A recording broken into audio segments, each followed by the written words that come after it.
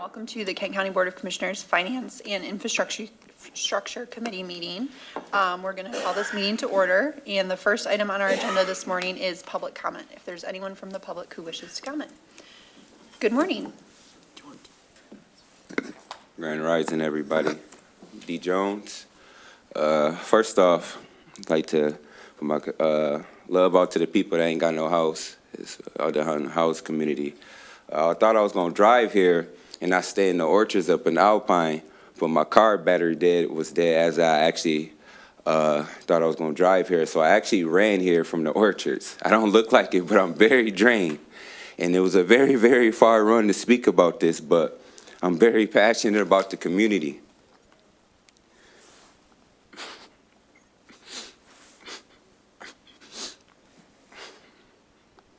I'm here to speak to y'all about 3D printing.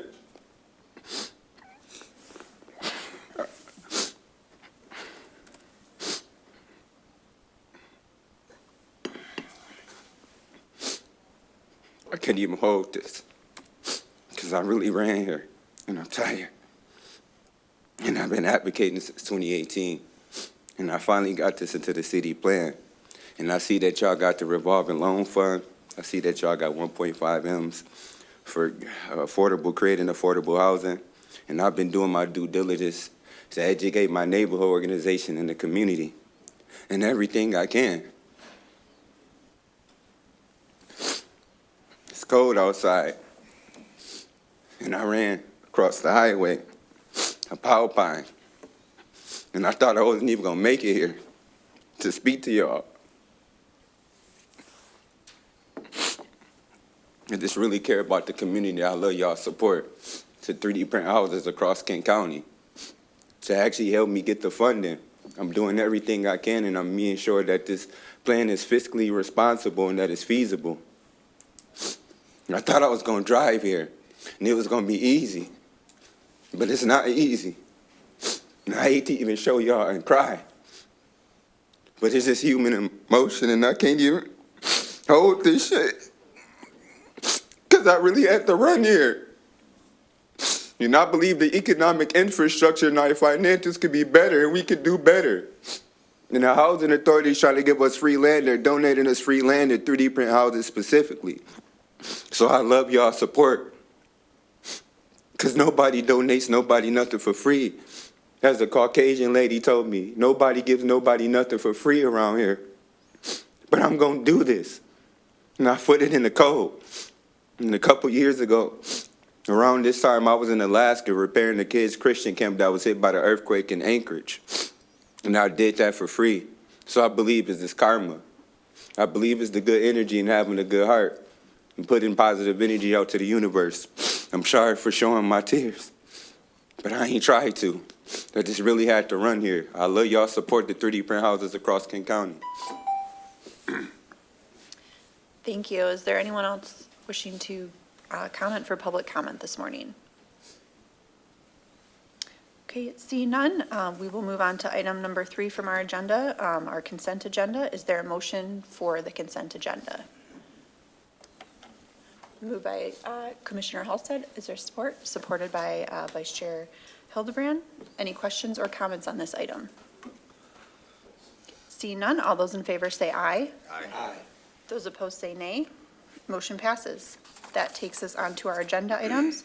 We'll go on to agenda item A under item 4 from the Administrator's Office, receive and appropriate funds from cell tower easement purchase. Action requested. Recommend to the Board of Commissioners to receive and appropriate $700,000 in funding from an easement purchase agreement to the FY 2026 General Fund transfers out budget and transfer and appropriate $700,000 from the General Fund to the FY 2026 Strategic Capital Project in the FY 2026 Capital Improvement Program Fund budget. Summary. At its November 20, 2025 meeting, the Board of Commissioners agreed to grant easements to American Tower Asset Sub LLC for a cell tower the company owns and operates. The cell tower is located on county property. The price the company agreed to pay for the easements is $700,000. It is recommended that the payment be moved to the FY 2026 Strategic Capital Project in the CIP Fund budget. Is there a motion for this item? Motion. Moved by Commissioner Womack. Is there support? Supported by Commissioner Coleman. Any questions or comments? Commissioner Packard. Thank you, Madam Chair.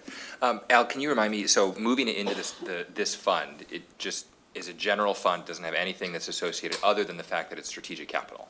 It's intended that we put it towards our building projects. Okay. Yes. Any other questions or comments on this item? Okay, seeing none, all those in favor say aye. Aye. Those opposed say nay. Motion passes. That takes us to item B from the Drain Commissioner's Office, Sierra Estates Drainage District Bond Series 2026. Okay, skipped right past it. Let's see. Okay. Action requested. I can't control my computer this morning. I'm getting there. All right.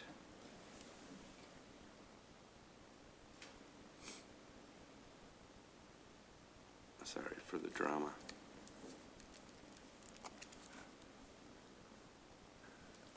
All right.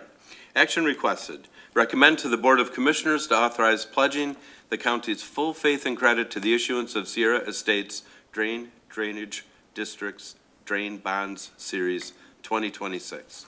Summary. The Sierra Estates Drainage District, a Kent County intra-county drainage district under the jurisdiction of the Kent County Drain Commissioner, is authorized under Act 40, Public Acts of Michigan, 1956, as amended for the making of specific intra-county drain improvements, and will issue its bonds in order to finance the improvements. The proposed resolution will authorize the pledge of the county's limited tax full faith and credit as backup security on the bonds, and authorized officers, including the chairperson of the Board of Commissioners, the administrator, the county treasurer, and the fiscal services director, or any one of them, to execute a certificate of the county to comply with the continuing disclosure and to prepare and approve portions of the official statement that pertain to the county and the execution of all other documents as necessary in order to close on the issuance of the proposed bonds. The bond proceeds will be used to pay for necessary improvements by the Sierra Estates Drainage District in a special assessment district established by the Drainage District in an amount not to exceed $886,000. The principal of and interest of the bonds will be payable from assessments to be made upon public corporations and/or benefited properties in the Special Assessment District in Kent County. The Kent County at-large amount totals $119,341.22, which will be paid in fiscal year 2026, necessitating an increase in appropriations in a subsequent resolution. The pledge of full faith and credit will allow the property owners and public corporations to pay their assessments over time and provide a better interest rate in doing so, thus providing a substantial benefit to the residents of Kent County. The method of sale will be determined based on the best current market offerings at the time of sale. Staff anticipates closing on the bonds in February 2026. Bond Counsel has reviewed and approved all documents. Is there a motion for this item? Moved by Commissioner Halsted. Is there support? Supported by Commissioner Hildebrand. Is there any questions or comments on this item? Commissioner Coleman. Thank you, Chair. I know I've asked this in prior years, and I just always forget the answer. Like, I think there's some kind of reason we have to bond for these, even if they're smaller amounts or something like that? Or is there a threshold where we wouldn't, bond for these and just kind of pull them out of our own savings, so to speak, to bridge the gap? I mean, we're not required to bond. I mean, if we had a district where the people said, oh, heck no, we're just going to pay it, they could pay it. But it's really more when the district's created and there's that discussion. But Jeff has more to add, so very good. Good morning, Commissioners and Chair. So basically, it's the term. We do internal financing, which the board approved several years ago, where we can do those if they're shorter, 6 years and under $1 million. If they want to go longer term, we don't want to tie up the county funds that length of time, so then we go to a bond. That makes sense. Thank you. Are there any other questions or comments on this item? Okay, seeing none, all those in favor say aye. Aye. Those opposed say nay. Motion passes. That takes us to item C, from the Drain Commissioner's Office, Sierra Estates and Hidden Hills Drains at Large Appropriation. Action requested. Recommend to the Board of Commissioners to transfer and appropriate $215,703 to the FY 2026 General Fund Drains County at Large budget from the General Fund Transfers Out budget for the Sierra Estates Drain, $119,341, and the Hidden Hills Drain, $96,362. Summary. Each year, properties within the county drainage districts are specifically assessed for work performed on county drains. The assessments are based on the size and impervious area of each parcel. When there are county roads within the district, the county receives an assessment for them. It is difficult to predict the projects that will be encountered on the county drains and which drains will receive petitions for work from the public or municipalities. The FY 26 General Fund budget appropriation includes $298,668 for the county share of at-large drain assessments. An additional appropriation of up to $215,703 is required to pay the FY 26 at-large drain assessments for the Sierra Estates Drain of $119,341 and the Hidden Hills Drain at $96,362. Is there a motion for this item? Moved by Vice Chair Hildebrand. Is there support? Supported by Commissioner Halsted. Are there any questions or comments on this item? Commissioner Pakla. Thank you, Chair. Al, when we're computing the county portion, there's a calculation that's based on number of feet or, the mileage within the district. Is that the general trend behind it? I think the Drain Commissioner would like to speak to that. Just looking at where on the computation of costs or the roles, we're seeing the county share. Yeah, there's the county portion, which is based on roads, all right? And then we also have the at-large, that's all tied into one. So this at-large is a combination of the roads and the at-large that the county has to be responsible for.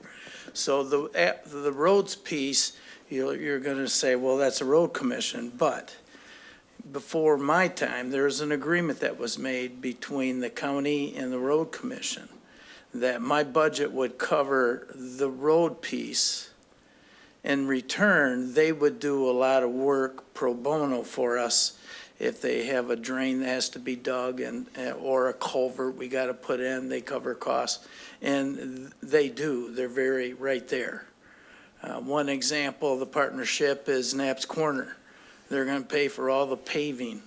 That's about 4 miles of paving that we're not going to have in our cost. And there's other times we need patches done. We need traffic control. They're always there and they never charge. That's a huge service to the county. And is it, thinking about that agreement, is it so specific as to say, this is exactly what the road commission is going to do pro bono, this is exactly what we're going to cover?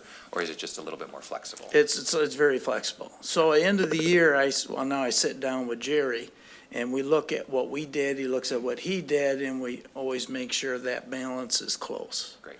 Right now, because our projects have been so expensive, they fell back. So I'm hitting up for more road mileage for paving. But, that saves the county because our road funds go to cover that and I don't assess for that then. So it's a win for the county all the way around. Sure. And then that at-large portion, is that calculated and movable based on the size of the overall project? Correct, percentage, we usually go 20% is a rule with all municipalities on at-large. Great, thank you. Is there anything else? Any other questions or comments on this item? Doesn't look like it. Thank you. Okay, seeing no additional questions or comments, all those in favor say aye. Aye. Those opposed say nay. Motion passes. We are on to item D from Community Action, the Diaper Bank TANF program increase for fiscal year 26. Action requested. Recommend to the Board of Commissioners to accept and appropriate an additional $112,684 in grant funds from the Michigan Department of Health and Community Services for the Diaper Bank program to the FY 26 Kent County Community Action Fund budget, contingent upon execution of a contract, and to authorize the board chair or designee to execute the grant agreement, approve extensions, amendments, and increases to the grant appropriation not to exceed 15% of the original award. Summary, the Michigan, MDHHS has made an additional $112,684 in federal pass-through funds available for Kent County Community Action to administer the Diaper Back TANF program, bringing the total grant award to $193,416. The Board of Commissioners previously appropriated an additional $40,366 in grant funding with Resolution 814-2552. The Diaper Back TANF program is a federally funded initiative administered through the MDHHS that provides diapers and diapering supplies to Kent County households with children under age 18 who are at or below 200% of the federal poverty level. In FY25, the program served 381 children, distributing 601 packs of diapers and 550 packs of wipes. With additional funding, KCCA estimates it will be able to serve approximately 400 children. Households will receive diapers in appropriate sizes and may also receive supplemental diapering supplies such as wipes, ointment, powder, or similar products. The period of performance is October 1, 2023 through September 30, 2028. Corporate Counsel will review and approve all documents as to form prior to signature. Is there a motion for this item? Moved by Commissioner Pacla. Is there support? Supported by Commissioner Womack. Any questions or comments on this item? Commissioner Ponstein.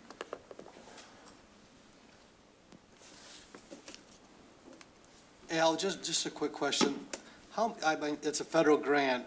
What is the total amount that the federal government sends the state of Michigan on this? Do you know offhand? And is this funding at risk at future cuts coming up? It made it through the cuts so far. Gustavo's here. He may have that number. I do not, but I can get it if he does not. Excuse me, good morning.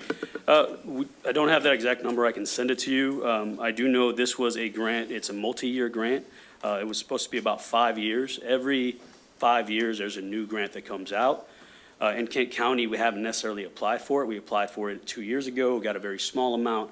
Because of the success of how we've been operating the program, the state has just been giving us more and more funding as other states or other parts of the state are not spending it as quickly as we are. But I can get you the numbers on what it is statewide. It is not in jeopardy at this time. So you're efficient. Yes. Commissioner Pacla. Thank you, Chair. Just wanted to say kudos to KCCA for this effort. I know at the state of Michigan, there are oftentimes unused TANF dollars that end up getting sent out to these more efficient agencies.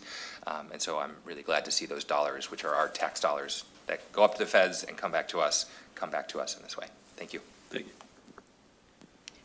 Commissioner Womack. Just want to thank you for your service and realizing when we look at the budget with KCCA that the bottom line sometimes is dollars and cents, but really the bottom line are those families that you help, and they really appreciate it. So just want to thank you. Thank you, Commissioner Womack. You always hear me say that our bottom line is the people we serve, and I appreciate you echoing that. Any other questions or comments on this item? Thank you. Okay, seeing no additional questions or comments, all those in favor say aye. Aye. Those opposed say nay. Motion passes. We are on to item E from Community Action, KCCA Consumers and DTE Rebate Appropriation. Action requested. Recommend to the Board of Commissioners to appropriate $351,899.46 in revenue from Consumers Energy and DTE for the Energy Rebate Program to the FY26 Special Projects Fund budget. Summary. KCCA has received $351,899.46 in combined rebates from Consumers Energy and DTE. These rebates are provided for measures installed through weatherization activities and other related rebate programs. KCCA expects to receive an average over $240,000 annually in rebates. These flexible funds are used to support Community Action Agency initiatives. KCCA anticipates using the funds to address health and safety issues that may otherwise prevent the completion of weatherization services in single-family and multifamily homes, leverage funds alongside other weatherization and departmental repair programs to help preserve Kent County's aging housing stock, support construction, reconstruction, improvements, and repairs needed to correct health and safety conditions for households in Kent County, fund other department strategic initiatives that address housing stability or energy assistance needs of Kent County residents. The average rebate for DTE has ranged between $3,000 and $5,000 per project, while the average rebate for Consumers Energy has ranged between $1,000 and $1,500 per project. Is there a motion for this item? Motion moved. Moved by Commissioner Womack. Is there support? Supported by Vice Chair Hildebrand. Any questions or comments on this item? Commissioner Ponstein. Thank you, Chair Teal. Al, I mean, it's always nice to get a large chunk of money, but where does DTA get the money from to give to us? From the energy, well, I see Gustavo starting to stand, so he's here, we'll let him take that. Yeah, it's all right. So DTE and consumers have actually been doing this for a number of years. These are dollars that they set aside to invest in energy efficiency homes. Consumers Energy had partnered with us for, I don't know, better part of 10 years, and we hadn't seen a large volume. DTE, because we have more clients with gas, the rebates are much higher, so we started working with DTE. But these are dollars that they've set aside over a number of years. Other community action agencies and other agencies across the state have been working with DTE and consumers. We have just now started venturing into that, and so we're seeing a lot more coming in. So these are dollars that they've been already doing this for a number of years. I think the number I got is about 15 years they've been doing this in the state of Michigan. Commissioner Pacla. Thank you, Chair. Gustavo, the process by which we work with consumers in DTE, is it sort of we send them a list of the projects that we've done? Is it individual homeowners? Like, what's the burden of the application to get these dollars? Each of them have a portal, and they offer training, so we had our staff take the training. We keep track of all of our projects, so it's a matter of submitting our documentation, getting everything uploaded. We do have a dedicated clerk that submits everything. We're on the process of training another clerk. When I speak to other agencies across the state, they have usually 1 to 2 people dedicated in submitting these, and it pays for itself. So that's our goal with this. That's great. And then, on their end, I assume that there's a little bit of ceiling that we haven't yet met in terms of what's available statewide. And then how about on our end? Are there projects that we're not submitting for one reason or the other, or are we submitting everything that is eligible? When I met with consumers, we are in the top 3 in the state of submitting rebates. That's behind Detroit and a couple other places, or one other place. For DTE, we're kind of right in the middle range, so we are anticipating to expand that. When I met with a couple other agencies across the state, we're probably going to look at between 250 to 500,000 every year. They're closer to about 1 million, so we have a little bit of room to grow. We're starting to do multifamily homes, we're one of the few agencies across the state that is doing that, which means the volume will go up. The more rebates we can submit, the more dollars we'll bring in. We have a multifamily project that is slated to bring in about 100,000 in rebates alone. Great. So we're anticipating that those projects will pick up and we'll see more. Fantastic, thanks. Any other questions or comments on this item? Okay, seeing none. All those in favor say aye. Aye. Those opposed say nay. Motion passes. That takes us to item F, also from Community Action, KCCA, Consumers Energy Gift Appropriation. Action requested. Recommend to the Board of Commissioners to accept and appropriate $356,000 in gift funds from Consumers Energy to the FY 2026 KCCA fund budget, contingent upon execution of a contract, and to authorize the board chair or designee to execute the gift agreement, approve extensions, amendments, and increases of the appropriation not to exceed 15% of the original award. Summary. Consumers Energy has awarded Kent County Community Action $356,000 in gift funds to assist vulnerable Consumers Energy customers with energy-related needs. This funding allows KCCA to help clients who do not qualify for state emergency relief or MEEP funding. Assistance may include payment of past bills, old bills preventing service connection at a new address, or electrical projects necessary for continuation or new service.